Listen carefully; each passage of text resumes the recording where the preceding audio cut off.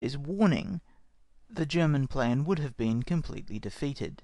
France alone might then have claimed all the efforts that Germany could have put forth to defeat her. Yet there are politicians in England so grossly ignorant of the German reading of the Napoleonic lessons that they expect that nation to sacrifice the enormous advantage they have prepared by a whole century of self-sacrifice and practical patriotism by an appeal to a court of arbitration, and the further delays which must arise by going through the medieval formalities of recalling ambassadors and exchanging ultimatums. Most of our present-day politicians have made their money in business, a form of human competition greatly resembling war, to paraphrase Clausewitz. Did they, when in the throes of such competition, send formal notice to their rivals of their plans to get the better of them in commerce? Did Mr. Carnegie, the arch-priest of peace at any price, when he built the Steel Trust, notify his competitors when and how he proposed to strike the blows which successively made him master of millions? Surely the directors of a great nation may consider the interests of their shareholders, that is, the people they govern, as sufficiently serious not to be endangered by the deliberate sacrifice of the predominant position of readiness, which generations of self-devotion, patriotism, and wise forethought have won for them.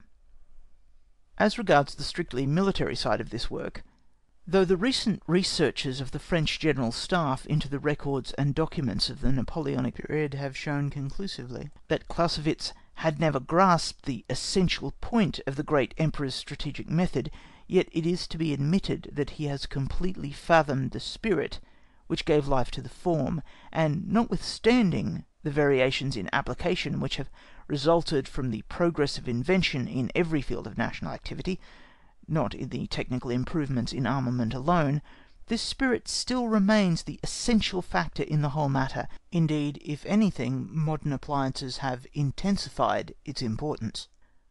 For though, with equal armaments on both sides, the form of battles must always remain the same, the facility and certainty of communication which better methods of communicating orders and intelligence have conferred upon the commanders has rendered the control of great masses immeasurably more certain than it was in the past.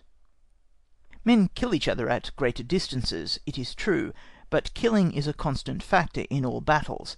The difference between now and then lies in this, that thanks to the enormous increase in range, the essential feature in modern armaments, it is possible to concentrate by surprise on any chosen spot a man-killing power fully 20-fold greater than was conceivable in the days of Waterloo, and whereas in Napoleon's time this concentration of man-killing power, which in his hands took the form of the great case-shot attack, depended almost entirely on the shape and condition of the ground, which might or might not be favourable, nowadays such concentration of firepower is almost independent of the country altogether. Thus at Waterloo, Napoleon was compelled to wait till the ground became firm enough for his guns to gallop over. Nowadays, every gun at his disposal, and 5 times that number had he possessed them, might have been opened on any point in the British position he had selected, as soon as it became light enough to see. Or, to take a more modern instance, viz. the Battle of Somprevat-Gravelotte, 18 August 1870, where the Germans were able to concentrate on both wing batteries of 200 guns and upwards. It would have been practically impossible, owing to the section of the slopes of the French position, to carry out the old-fashioned case-shot attack at all. Nowadays, there would be no difficulty in turning on the fire of 2,000 guns on any point of the position, and switching this fire up and down the line, like water from a fire-engine hose, if the occasion demanded such concentration. But these alterations in method make no difference in the truth of the picture of war which Clausewitz presents, with which every soldier, and above all every leader, should be saturated. Death, wounds, suffering, and privation remain the same, whatever the weapons employed, and their reaction on the ultimate nature of man is the same now as in the struggle a century ago. It is this reaction that the great commander has to understand, and prepare himself to control, and the task becomes ever greater as, fortunately for humanity, the opportunities for gathering experience become more rare. In the end, and with every improvement in science, the result depends more and more on the character of the leader and his power of resisting the sensuous impressions of the battlefield. Finally, for those who would fit themselves in advance for such responsibility, I know of no more inspiring advice than that given by Krishna to Arjuna ages ago, when the latter trembled before the awesome responsibility of launching his army against the host of the Pandavs. This life within all living things, my prince, hides beyond harm. Scorn thou to suffer, then, for that which cannot suffer. Do thy part, be mindful of thy name, and tremble not. Naught better can betide a martial soul than lawful war. Happy the warrior to whom comes joy of battle.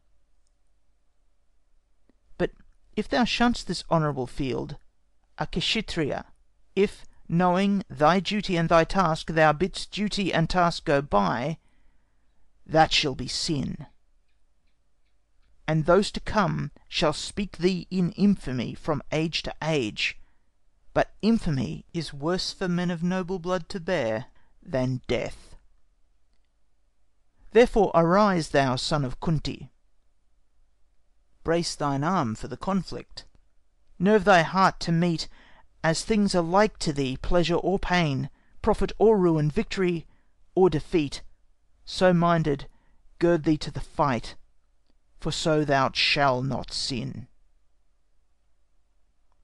Colonel F. N. Maud, C.B., late R.E. End of introduction. Recording by Timothy Ferguson, Gold Coast, Australia.